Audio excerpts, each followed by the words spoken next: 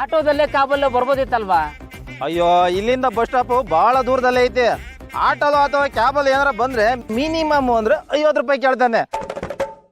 ಅದೇ 50 ರೂಪಾಯಿ ನಮ್ಮ ಮನೆ ಹಾಲಿಗೆ ಆಗಲ್ವಾ? 2 ದಿನ ಯೂಸ್ ಮಾಡ್ಬೋದು. ಹಂಗ ವಾಗ್ತಾರೆ ನಡ್ಕೊಂಡ್ ಬರ್ಬೋದು. ನಮ್ಮ ಎಂಪ್ಲಾಯೀಸ್ಗೆ ನಾವು ಸಂಬಳ ಕೊಡ್ತೀವಿ, ಅವ್ರು ಕೆಲಸ ಮಾಡ್ತಾರೆ ಅಷ್ಟೇ. ಆದರೆ ನಮ್ಮ ಫ್ಯಾಮಿಲಿಗಾಗಲಿ ನಮಗಾಗಲಿ ಅವ್ರಿಗಾಗಲಿ ಯಾವುದೇ ರೀತಿ ಪರ್ಸ್ನಲ್ ಟಚ್ಚೇ ಇಲ್ಲ ಚಿಕ್ಕು.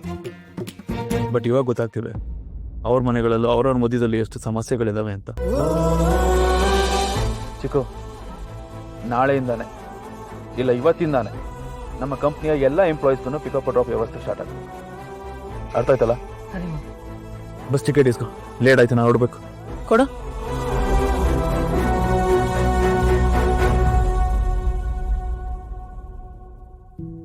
ಬಾಯ್ ಚಿಕ್ಕು.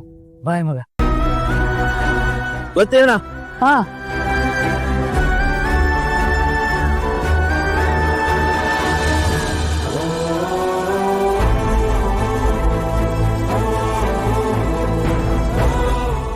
ಬದಲಾವಣೆ ತರ್ತಾಳೆ ಅನ್ಕೊಂಡಿದ್ದೆ, ಆದ್ರೆ ಎಷ್ಟು ಬದಲಾವಣೆ ತರ್ತಾಳೆ ಅನ್ಕೊಂಡಿರ್ಲಿಲ್ಲ. ನಿನ್ನಲ್ಲಿ ಬದಲಾವಣೆ ಆಗುತ್ತೆ ಅನ್ಕೊಂಡೆ, ಆದ್ರೆ ನಿನ್ನಲ್ಲಿರೋ ಜಗತ್ತೇ ಬದಲಾವಣೆ ಆಗ್ತಾ ಇದೆ. ನಿನ್ನ ಸುತ್ತ ಇರೋರ್ ಬದುಕೇ ಬದಲಾಗ್ತಾ ಇದೆ. ಶುಭ, ಗುಡ್ ಗುಡ್ ಕಣಮ್ಮ. ಇದು ಇವನಿಗೆ ಮಾತ್ರ ಅಲ್ಲ, ನಮ್ಮೆಲ್ರಿಗೂ ಒಳ್ಳೇದು. ಹಾ, ನಮ್ಮೆಲ್ರಿಗೂ ಒಳ್ಳೇದು.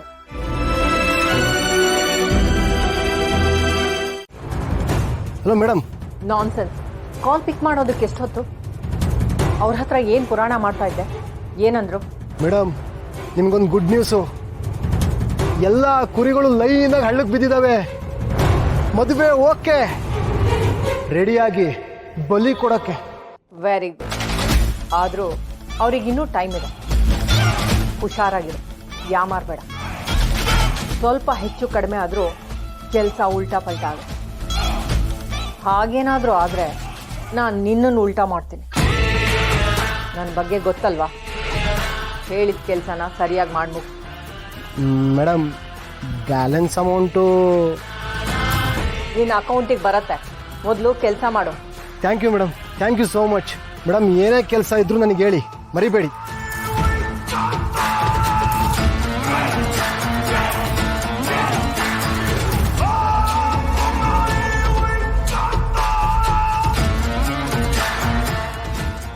ಶುಭ, ಫೇಡನ್ನ ಸಡನ್ನಾಗಿ ತೀರ್ಸ್ಕೊಳ್ಳೋದು ಚೆನ್ನಾಗಿರಲ್ಲ. ಶತ್ರುನ ಚೆನ್ನಾಗಿ ಆಡೋದಕ್ಕೆ ಬಿಟ್ಟು ಅವ್ರ ಖುಷಿನಲ್ಲಿ ಮೈ ಮರ್ತಾಗ ಹೊಡೆಯೋದಿದೆಯಲ್ಲ, ಅದೊಂಥರ ಮಜಾ ಕೊಡುತ್ತೆ. ತುಂಬಾ ಹಾರಾಡ್ತಿದ್ದೆ ಅಲ್ವಾ? ನೋಡ್ತಾ ಇರು, ನಿನ್ನ ರೆಕ್ಕೆನ ಹೇಗೆ ಕತ್ತರಿಸ್ತೀನಿ ಅಂತ. ನೀನೊಂಥರ ಫಿನಿಕ್ಸ್ ಇದ್ದ ಹಾಗೆ. ಹೊಡೆದ್ರು ಬಡಿದ್ರು ಸುಟ್ಟರು ಬೂದಿಯಿಂದನೇ ಎದ್ದು ಬರ್ತೀಯ. ಆದರೆ ನಾನು ಹೊಡೆಯೋದು ನಿನ್ನ ಮನಸ್ಸಿಗೆ.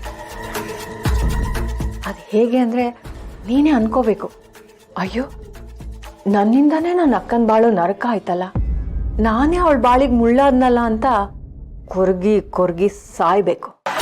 ನೋಡ್ತಾ ಇರು, ನಿನ್ನ ಫ್ಯಾಮಿಲಿನ ವಾಶ್ ಔಟ್ ಮಾಡ್ತೀನಿ.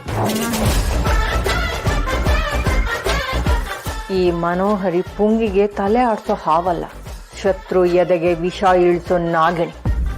ನೀನೇ ಹಚ್ಚಿದ ದ್ವೇಷದ ಬೆಂಕಿಗೆ ಮೊದಲನೇ ಬಲಿ ನಿಮ್ಮ ಅಕ್ಕ.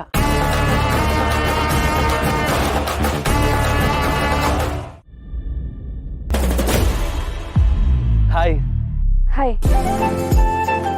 ಬೈಯೋದು ಬಾರಿಸೋದು ಏನೂ ಇಲ್ಲ ಅಲ್ವಾ? ಅದೆಲ್ಲ ಏನಿಲ್ಲ.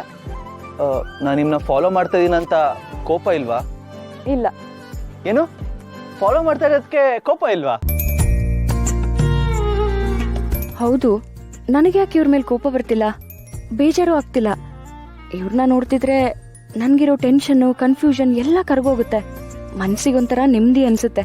ಇವ್ರ ಜೊತೆಗಿದ್ರೆ ನನ್ಗೇನು ಆಗಲ್ಲ ಅನ್ನೋ ಧೈರ್ಯ ಇರುತ್ತೆ.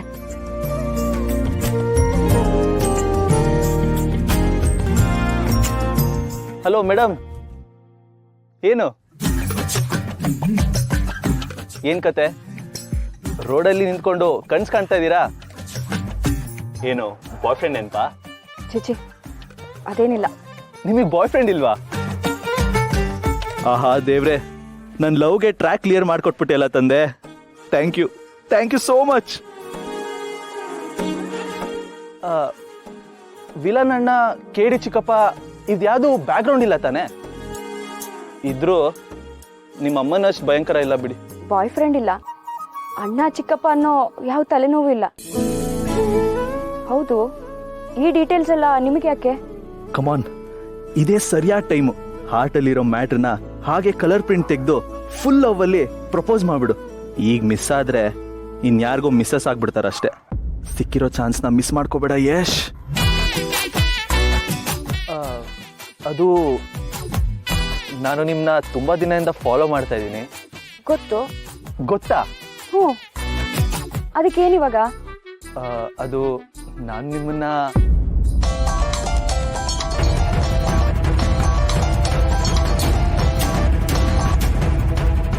Hello Yash, where are you? ಅತ್ತೆ, ಇಲ್ಲೇ ಫೋಟೋಶೂಟ್ ಲೊಕೇಶನ್ ನೋಡೋಕೆ ಬಂದಿದ್ದೆ. ಓಕೆ, ಲಿಸನ್, ಒಂದು ಅರ್ಜೆಂಟಾಗಿ ಪ್ರೀ ವೆಡ್ಡಿಂಗ್ ಫೋಟೋ ಶೂಟ್ ಆಗಬೇಕು. Be ready for that. Bridal shoot ಎಲ್ಲ ಆಗಿದೆ, ಈಗ ಮ್ಯಾಚ್ ಫೈನಲ್ ಕೂಡ ಆಗಿದೆ. ಹುಡುಗನ ಹುಡುಗಿ ಮನೆಯವರು ಒಪ್ಪಿದ್ದಾರೆ. So pre wedding photo shoot ಆಗಬೇಕು. ಓಕೆ ಅತ್ತೆ, ಪ್ರೊಫೈಲ್ ಶೇರ್ ಮಾಡಿ, ನಾನು ಚೆಕ್ ಮಾಡ್ತೀನಿ. ಓಕೆ, ನಾನು ಈಗಲೇ ಪ್ರೊಫೈಲ್ನ ಶೇರ್ ಮಾಡ್ತಾ ಇದ್ದೀನಿ. ಕೆಲಸ ಬೇಗ ಆಗಬೇಕು. ಯಾ. ಓಕೆ.